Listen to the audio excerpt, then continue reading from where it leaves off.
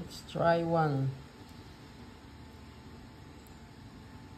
Hi guys! For today's ulam, gagawa tayo ng calamares or ng fried pusit. Ito, in-slice na natin yung pusit. 2 pirasong pusit yan. Yung natira yan doon sa inihaw nating pusit. Hiniwalay ko. Yan, may natira tayong 2 piraso. So sabi ko, calamares naman natin ngayon. Hiniwa ko na yan. Then may flavors na yan. Ang nilagay ko dyan, nilagyan ko ng 2 pirasong kalamansi, pampatanggal ng lansa, salt and pepper. And then, konting chili powder. Ito, chili powder. Yan, nilagyan natin. Then, same din ng flavorings na nilagay ko dito sa harina and sa itlog. May breadcrumbs pa sana, kaya lang walang available dito sa bahay. So, kilala nyo naman ako kung ano lang nandito sa bahay. Yun lang ang gagamitin natin. So, i-coat na natin tong mga to para maiprito na natin. Ang una natin gagawin guys ay dito sa egg. Coat natin ng egg.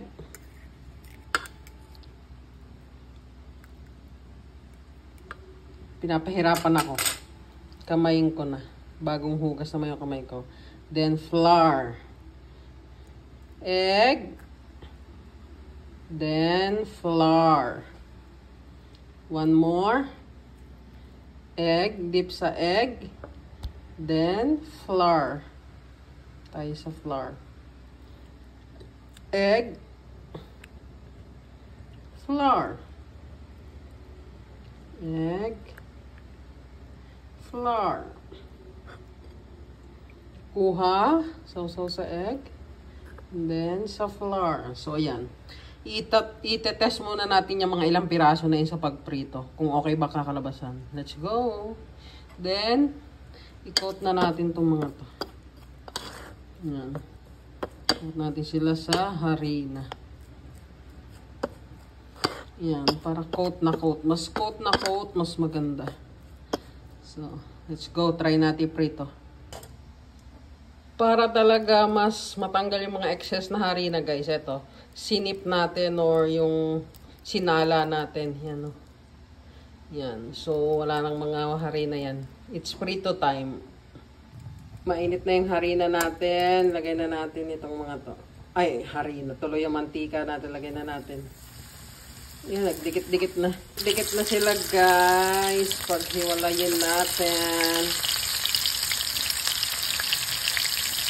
Tingnan natin kung tama ba itong ginagawa natin.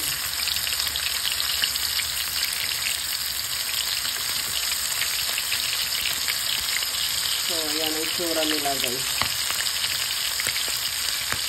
Let's see. Let's find out later pag luto na. So guys, ito na yung mga naprito natin.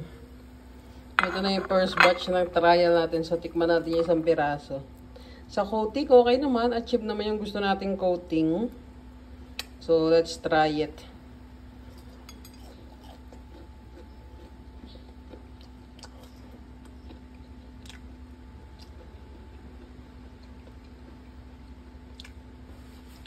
So, para sa akin, okay naman siya guys. So, itutuloy na natin to lahat. Then, lulutuin na natin lahat. So, guys, natapos na natin prituhin ang ating mga calamares. And gumawa rin ako ng garlic mayo na sauce. Ayan, garlic mayo na sauce. Nilagyan ko lang ng salt, pepper, and chili powder. Then, water. Then, lemon. So, yan ang ating garlic mayo. Of course, garlic. So, yan na. Yan ang food namin for today's video. Okay, guys, anong food nyo for today's video? Thank you for watching and see you on my next one.